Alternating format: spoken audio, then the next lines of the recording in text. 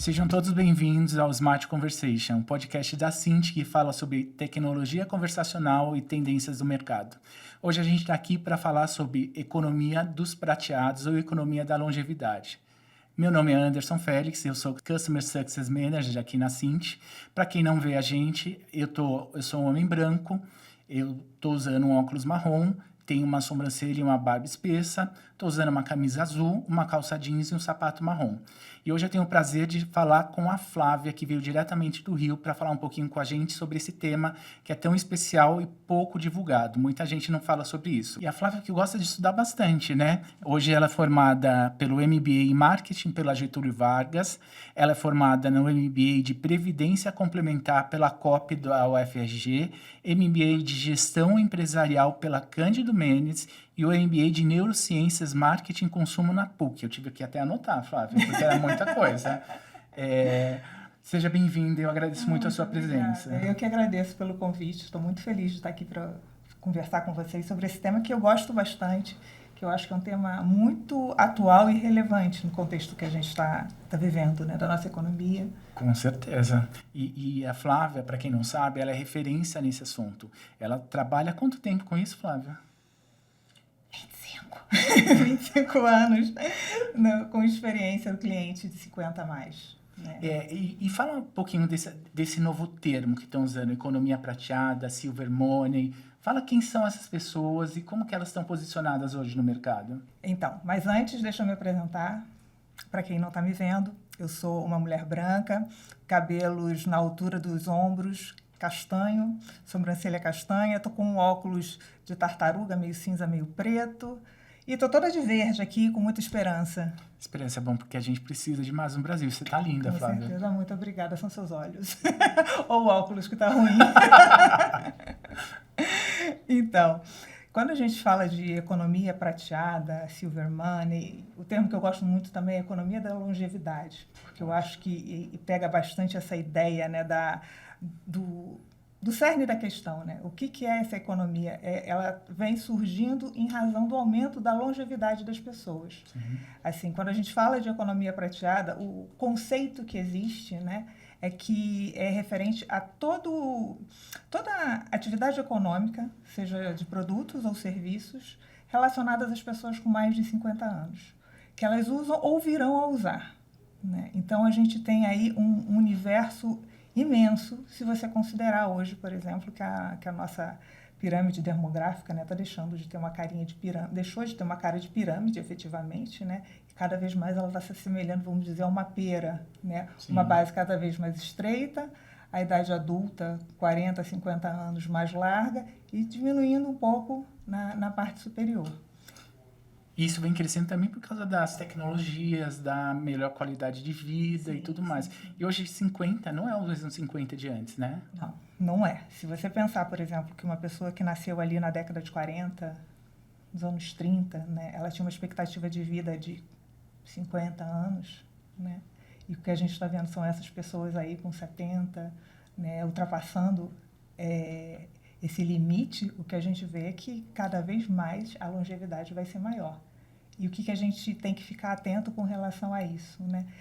Essa vai acabar se tornando a maior parcela da nossa vida. Né? Se você pensar, por exemplo, que hoje já se fala que a pessoa que vai viver 200 anos já nasceu. Então, como é que fica? Né? A gente está preparado para esse público? Né? As empresas que vendem serviços, que vendem produtos, elas estão atentas às necessidades desse público? Né? Eu acho que isso é um ponto que a gente tem sendo... O que a gente percebe é que as empresas têm sido muito negligentes com esse público.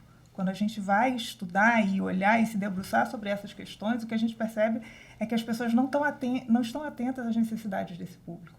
E fala um pouquinho demograficamente, como que está o crescimento mundial e no Brasil dessa população? Até para eles verem o quanto é importante isso. Então, o impacto econômico dessas pessoas, né? Hoje, o que a gente sabe, no Brasil, eles correspondem a mais ou menos 23%. Isso falando de produtos e serviços destinados a este público. Uhum. Se a gente for olhar o que esse público, vamos dizer, banca, a gente vai ver um universo bem maior. Mas, assim, efetivamente, do consumo, eles correspondem no Brasil cerca de 23%. Estados Unidos 25%, e a expectativa é que até 2030, nos Estados Unidos, isso chegue a 50% do consumo, e na Alemanha, né, isso chegue a 85%. Então, a gente não está falando de algo, né, não é um nicho. Quando fala assim economia prateada não é um nicho. Economia prateada é um mercado. E a gente precisa estar preparado para ele. E eu lembro uma outra palestra sua que eu participei, em que você falava que... Eu não me lembro exatamente o ano. Acho que desde 2015 a gente não tinha o perfil traçado dessas pessoas, então, né? Eu estava lendo um material, né, nos meus estudos, e uma pesquisadora, quando ela começou a trabalhar com esse tema, ela foi procurar os dados desse tema, e simplesmente não havia base de dados sobre o consumo de pessoas com mais de 45 anos. Eu tenho 49, eu não existia. Né? Eu tenho 22. Pois é. Não, você estava na pesquisa e eu não. E aí, o que acontece? Como é que você trabalha marketing sem dados? Como é que você trabalha com esse consumidor sem saber quem ele é? Exato. Então, o que a gente vai vendo é que iam sendo as ações de marketing, elas eram voltadas para o millennial, né? No máximo para a geração X. E você acha que essa jornada conversacional não era trabalhada porque as pessoas acreditam que esse público mais de 50 não tem acesso à tecnologia? Porque hoje em dia a gente vê no dia a dia, isso não é verdade. Não, isso não é verdade. Assim, quando a gente fala no público prateado, né, a gente tem que, né, fazer os devidos ajustes nesse público, né? Assim como quando a gente fala no mercado feminino, ele não é um mercado homogêneo. Né? A gente vai ter toda a diversidade da mulher que está aqui na Paulista, da mulher que está lá no interior de Minas Gerais, né? A mulher do Nordeste, a mulher do Rio Grande do Sul, enfim, tem toda essa diversidade. A gente também vai ter essa diversidade, obviamente, no público prateado. Mas o que a gente tem que, principalmente, ter atenção é... O grande entrave, na verdade, na minha visão, é que é o preconceito. Sim. Né? O grande entrave, na minha visão, é o preconceito. E aí, um dado que eu acho muito interessante, que eu gosto muito de falar, a KPMG ela fez uma pesquisa em 2017, então, pré-pandemia, tá? Com 51 países, mais de 18 mil pessoas entrevistadas. E o que a pesquisa apontou? 71% do público entrevistado se considera incluído digitalmente. Então, usuários dos recursos digitais, de internet, enfim. E, para ajudar a desmistificar, né, mais ainda, 27% desses entrevistados disseram que usam ou já usaram o Tinder, que é um aplicativo de relacionamento. Então, assim, o importante que a gente tenha, quando a gente vai olhar para esse público, a primeira coisa é se despir dos preconceitos. Né? Parar de associar o consumidor prateado, quando pensar no consumidor prateado, não pensar numa senhora sentada numa cadeira de balanço fazendo tricô. Porque hoje 50 anos não é 50 anos de antes, né?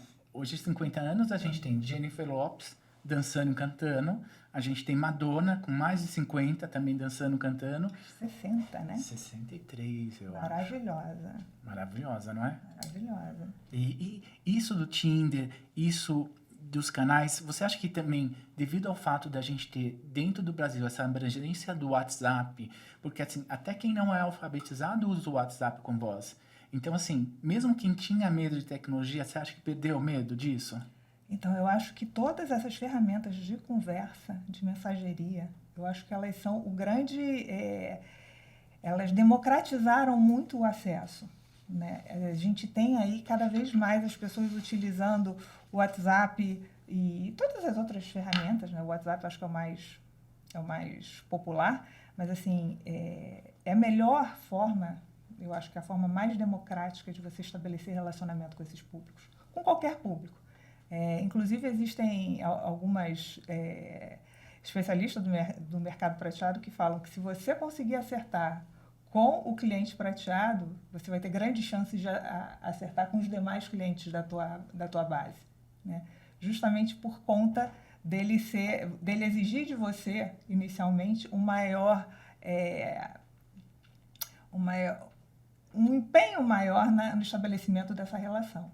Mas, assim, eu vou falar até um pouco da minha experiência. Assim, eu percebo que, cada vez mais, as pessoas buscam uma forma de relacionamento que seja eficiente e que seja rápida, né? Hoje em dia, ninguém quer perder tempo. Ninguém. Né? E aí, essas ferramentas, eu acho que são uma maneira democrática e muito eficiente. E acho que talvez haja uma coisa, você me corrija, mas eu acredito muito que, para o atendimento do milênio e para o atendimento do prateado, eu acho que a única diferença é que o prateado exige uma qualidade, porque ele já tem uma experiência, ele sabe o que quer e ele sabe o que espera.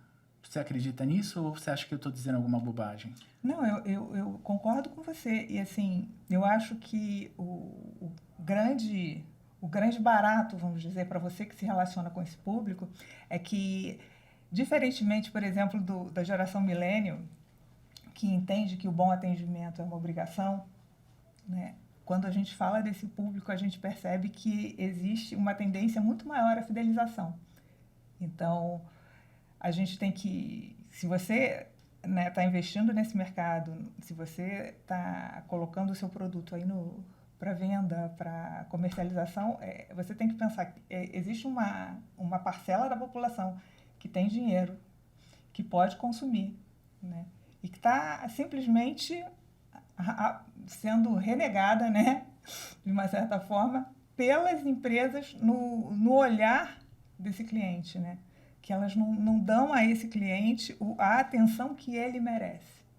E falando nisso que você acabou de dizer, o que você falou um pouquinho antes, da pirâmide, que não é mais uma pirâmide, é uma pera, qual que é o poder aquisitivo e como que está sendo representado isso hoje na economia, hoje olhando para dentro da família? Como os prateados contribuem para a família?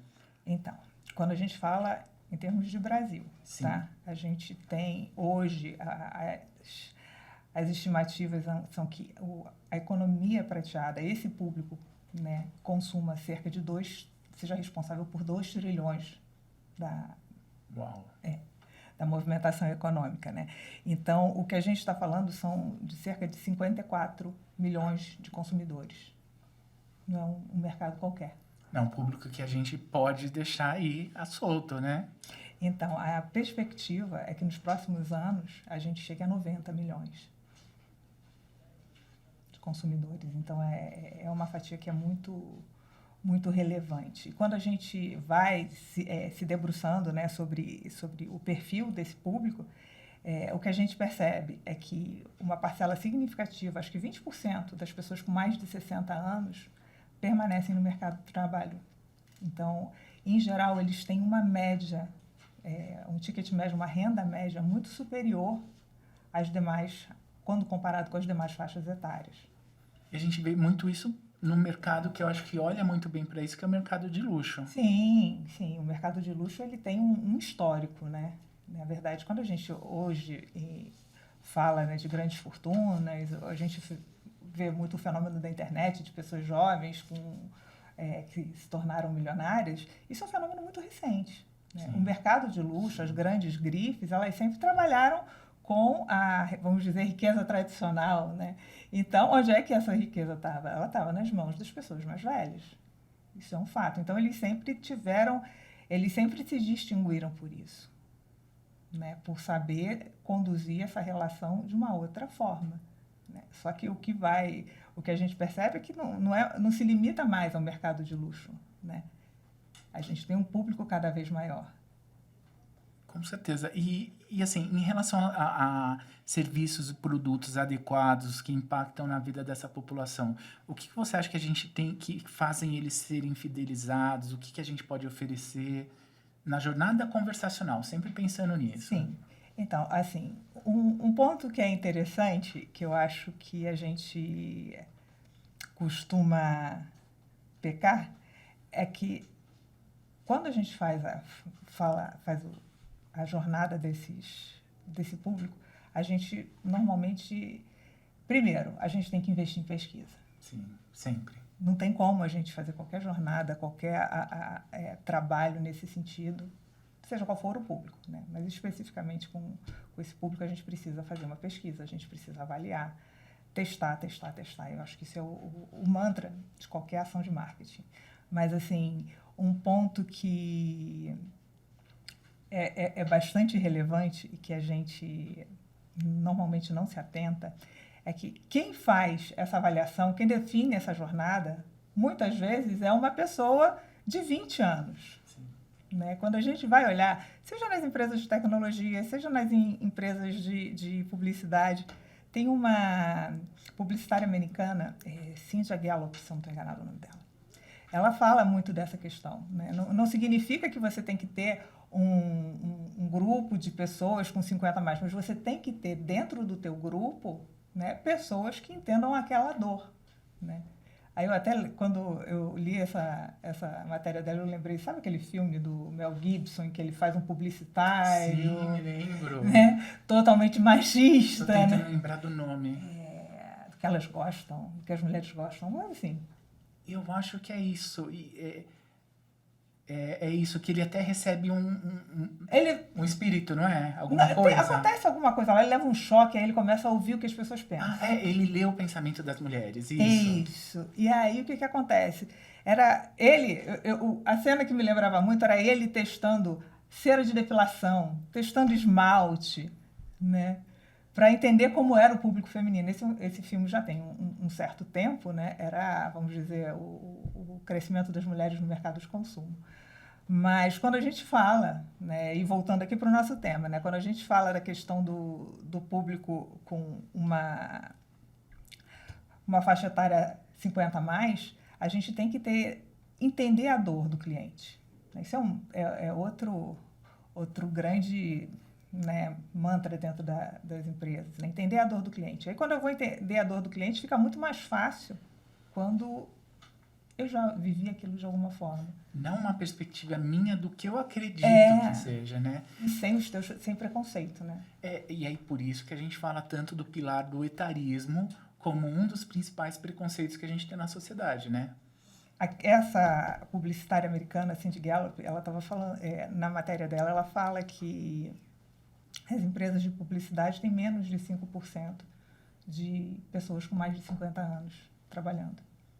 Então, assim, essa visão, né, ela é importante. Não que a pessoa mais velha vai resolver todos os problemas. O que a gente entende, né, cada vez mais é que a troca entre as diferentes gerações é que promove o crescimento. A diversidade dentro das empresas é que promove o crescimento. É a visão de homens e mulheres, a visão de jovens e pessoas mais experientes. Trazer para dentro da empresa a visão múltipla é que vai fazer com que você entenda a multiplicidade dos seus clientes. Fala um pouquinho para a gente, para o pessoal que está aí, o que você faz? Você faz muita pesquisa de NPS, pesquisa de avaliação, porque assim, o seu público majoritariamente é esse público, né? E me fala um pouquinho disso, como que você faz essas pesquisas nessa jornada conversacional, os meios que você faz, se você usa o WhatsApp, e como que eles reagem a isso? Então, vamos aqui, #compromisso com a verdade. Sim, importante para todo mundo aqui, hein? Com certeza. Quando a gente implantou o WhatsApp lá na empresa, tive uma preocupação enorme com o fluxo conversacional. Eu queria que aquilo ali... Então, assim, a gente se dedicou e trabalhou e fez, assim, um fluxo que, na minha visão e dentro da empresa, que funcionasse muito bem. Perfeito. Mas para a pessoa chegar no fluxo, né, conversacional, ela precisa se cadastrar. Na ferramenta de WhatsApp que a gente utiliza, ela precisa se cadastrar, até porque fazer vai... opt-in, né? Isso, até para que ela possa ter acesso, né? Tem uma inteligência por trás, né, para dar algumas respostas automáticas, fornecer documento e tal. Sim. Eu me debrucei na parte conversacional, mas eu não me debrucei no acesso. E aí, lancei a ferramenta e eu estava esperando alto volume, um né? alto volume. E eu estou vendo que esse alto volume não vai. Esse alto volume não vai. Falei, meu Deus, o que está acontecendo? E aí eu fui ver, comecei a pesquisar e a me debruçar sobre isso. E aí o problema estava no cadastramento. Então agora a gente está num trabalho que é melhorar a forma de acesso dessas pessoas. Porque não adianta você ter um fluxo super bem feito, né? E não ter a porta de acesso, eu deixei trancada. Né? Que é o mais importante, a gente olhar sempre o fluxo e ter uma melhoria contínua, porque a gente vai encontrar buracos. Sim, com certeza. E às vezes a gente tem um problema que a gente tem que colocar no ar, analisar, rever e melhorar. É uma melhoria constante, né? Sim. Não, eternamente você se aprimorando, né? Revendo e se aprimorando. Então, assim, as pesquisas, a análise, ouvir muito a opinião de quem usa, né? Tá próximo de quem usa, ouvir, conversar, perceber. Porque, assim, ninguém é melhor do que teu cliente para te dizer as coisas. Né? Então, assim, tá sempre muito disponível para ouvir. Nem sempre você vai gostar do que você vai ouvir, mas você precisa ouvir, entendeu? Eu sei que você tem um canal, né, na sua central para ouvir tudo que é falado, tem ouvidoria, tem uma série de canais para isso, né? Sim, com certeza. A gente tem uma estrutura muito voltada, até pela natureza, eu trabalho no fundo de pensão, então a gente tem uma obrigação, um dever fiduciário com o cliente que é muito diferente, né, de outras empresas, né? O dinheiro dele está ali dentro, né? E uma coisa que eu queria que você contasse, que eu acho que é uma história que mostra agradecimento, reconhecimento da qualidade, que é diferente. A bacia dos ovos, isso mesmo. Conta um pouquinho pra gente aí, pra eles que estão aí, o que aconteceu com a bacia dos ovos.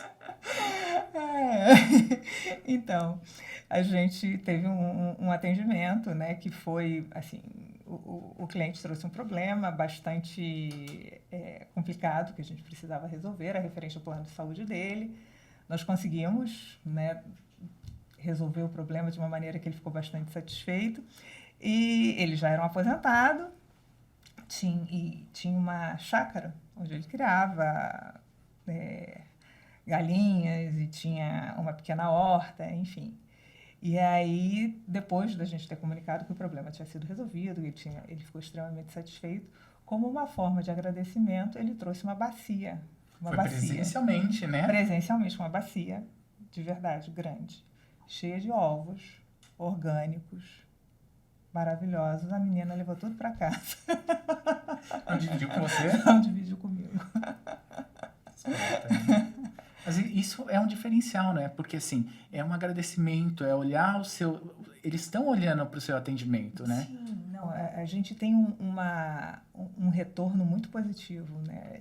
Uma das coisas que a gente trabalha bastante na equipe é essa questão do olhar humano, né? E para você ter esse olhar humano, você tem que olhar de forma humana também a sua equipe. Então, aí tem todo um trabalho, né, focado não só na questão do... Não basta você dizer que o seu cliente é importante, que você tem tanto atendimento humanizado, e você trata o teu atendente, o teu agente, como se ele não fosse gente. Exato. E, Flávia, eu acho que é importante você falar uma coisa que eu presenciei. Toda vez que vocês estavam montando alguma coisa, como um app para o seu cliente, o site, tudo, vocês pensaram nesse público. Uhum. E eu não vejo isso se refletindo no mercado. Então, fala um pouquinho do que vocês pensaram para que eles entendam o que a gente nem sempre vê refletindo no mercado, nos apps, nos canais de comunicação, nos templates de mensagem. Isso é super importante e eu acho que as pessoas não pensam nisso porque não pensam nesse novo cliente que a gente tem, que na verdade não é novo, é um cliente que já está com a gente há bastante tempo e se ele for fidelizado, ele vai continuar.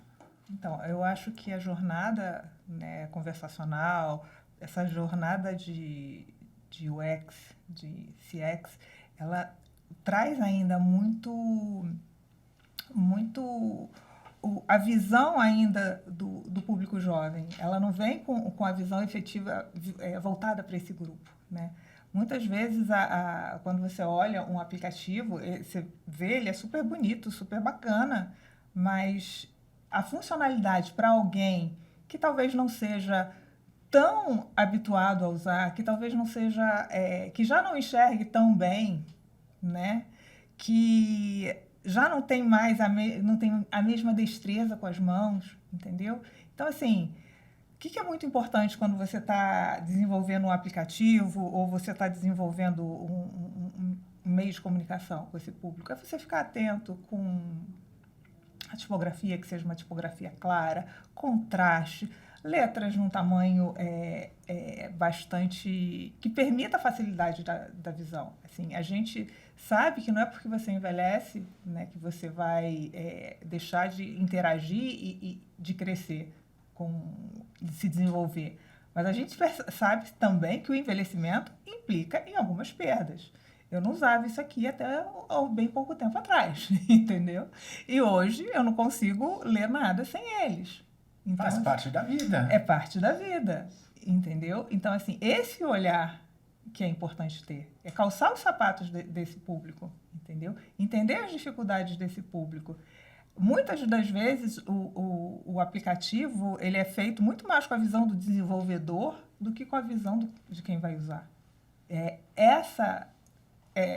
Esse mecanismo que tem que ser trocado. Isso que causa engajamento, isso que causa a continuidade do entendimento, né? Uhum. Isso que vai fazer com que a pessoa se identifique com aquilo. Né? E eu citei muito isso para vocês, porque a Flávia mede muito isso, o engajamento em cada aplicativo, engajamento no WhatsApp, tudo isso eles medem e tem uma pesquisa que fazem com o cliente. E aí, Flávia, pensando assim, nas empresas que estão aí no mercado, esses empreendedores emergentes, o que eles precisam fazer para agarrar esse público? Bom, aí a gente, como eu falei antes, né, a gente tem aí, esse mercado é um mercado bastante heterogêneo. Primeira parte é você descobrir quem é o teu público, né, definir uma persona e trabalhar em cima disso, né. A gente enxerga inúmeras possibilidades quando a gente fala no mercado da economia prateada. Mas a primeira coisa que a gente tem que fazer, e aí eu estou sendo repetitiva, eu sei, mas pesquisa, descobrir quem é. E aí, a partir do momento que eu descubro quem é, eu vou direcionando as minhas ações para esse grupo. Né? Não existe receita de bolo. Né? Como eu falei, a mulher que está aqui, trabalhando aqui na Paulista, não é a mesma mulher que está no Nordeste, cuidando da sua família, que não é a mesma que está no Rio de Janeiro, na praia. Então, saber como garantir o engajamento e o propósito daquilo. Exatamente. Flávia, para quem já tem o mercado, que tem esse perfil e que ele não mapeou, e quem está pretendendo empreender nesse mercado, o que você acredita que seja interessante passar para essas pessoas? Então, tem uma agência americana que mapeou os 8 principais desafios, né, para esse público. Então, o que é relevante para esse público? Engajamento e propósito. Né? As pessoas querem se sentir engajadas e querem se sentir partes de algum objetivo. Então, empresas que ajudem as pessoas a encontrar esse engajamento e a encontrar esse propósito, com certeza vão ter um público aí ávido para conquistar.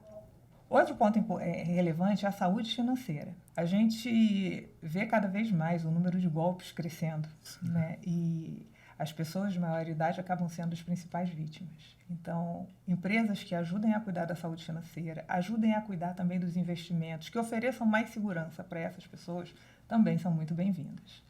Outro ramo que a gente vê também como uma possibilidade bastante interessante são relativos à mobilidade. Seja a mobilidade dentro de casa das pessoas que com o envelhecimento foram perdendo a mobilidade, então tem dificuldade de se locomover dentro de casa. Então aí entram, por exemplo, os aplicativos por voz, acende a luz, abaixa a cortina, liga a televisão, diminui o volume. Tanto relativos às aplicações, né, de celular que permitem isso e que evitam que uma pessoa que está acamada, que tem dificuldade de se levantar, precise se levantar para ligar uma televisão. Tanto as questões de mobilidade fora de casa, né?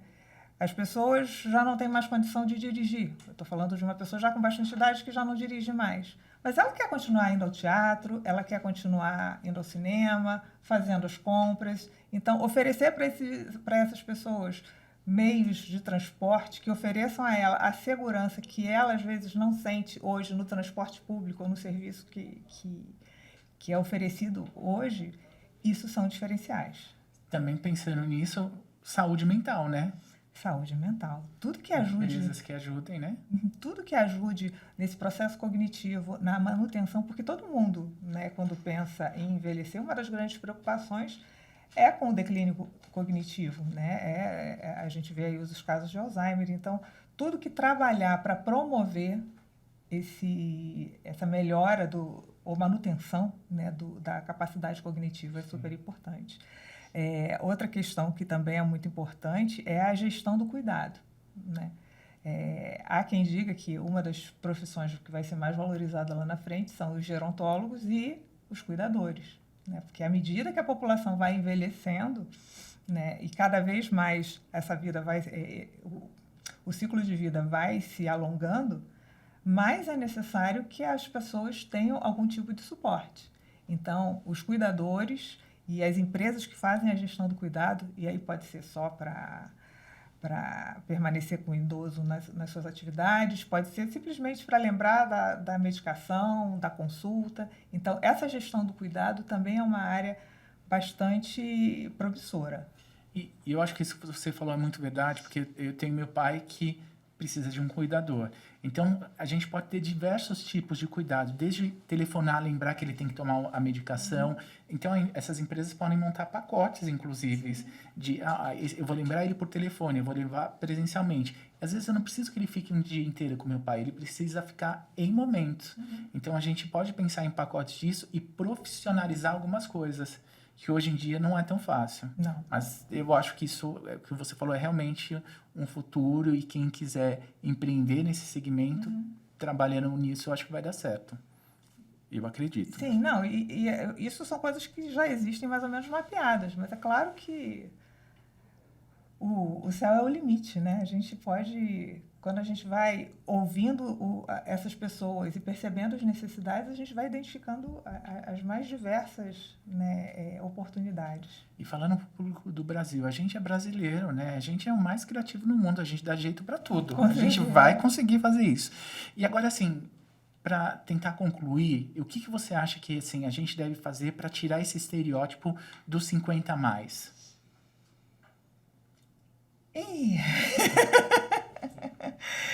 Bom, preconceito é uma questão que para você mudar é difícil, né? Mas eu acho que à medida que a gente vai olhando e vendo cada vez mais, né, pessoas com 50, 60 anos brilhando, né? A gente vê Mick Jagger com 77, 80 anos. Não tenho ideia. Né? A gente vê Madonna com 60. Constança Pascolato. Iris Apfel.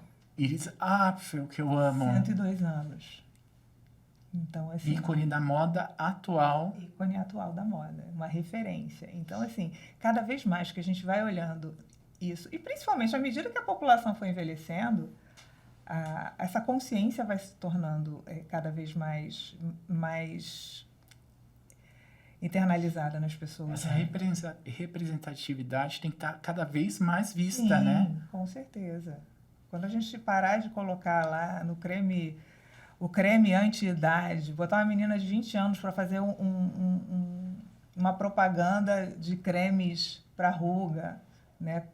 Quando a gente colocar as pessoas reais, cada vez mais a gente vai enxergar a realidade. Eu acho que a gente tem que dar voz às pessoas e tornar cada vez mais real a nossa forma de comunicar. E aí, Flávia, uma coisa para a gente terminar. Eu sei que você tem tempo também, o tempo contado. Como que você vê essa geração mudando a economia no nosso futuro? Eu acho que a gente tem uma grande oportunidade com o público 50 a mais. Tem uma frase que é atribuída ao Einstein, eu não vi ele falando, mas é atribuída a ele, que diz que a medida da inteligência é feita com base na nossa capacidade de mudança. O que eu percebo é que se a gente não mudar, né, se a sociedade não mudar, se o olhar sobre esse público não mudar, a gente vai estar perdendo grandes oportunidades e, principalmente, né, deixando um grupo cada vez mais insatisfeito. Eu vejo, sim, uma grande possibilidade de mudança, primeiro, porque eu vejo as gerações mais jovens com menos preconceito. Então, eu acredito que isso facilite o nosso crescimento, né? E acho que cada vez mais a gente tendo essas pessoas sendo representadas de uma maneira real e participando efetivamente das decisões e dos processos criativos, dos processos de escolha dentro das empresas, cada vez mais a gente vai ter um público satisfeito com o que o mercado tem a oferecer e com o que eles podem oferecer para o mercado. Concordo com você. Obrigada por esse papo. Eu que Fico agradeço. muito feliz de ter você aqui. Agradeço a todos que ouviram a gente até esse momento. Se tiverem dúvida, nos enviem o que vocês precisarem. A Flávia está aqui para falar com a gente, tá bom? Foi um prazer. O prazer foi todo nosso, Flávia, sempre. Espero que você volte de novo, hein? É só me convidar que eu estou aqui. Um brindezinho, então.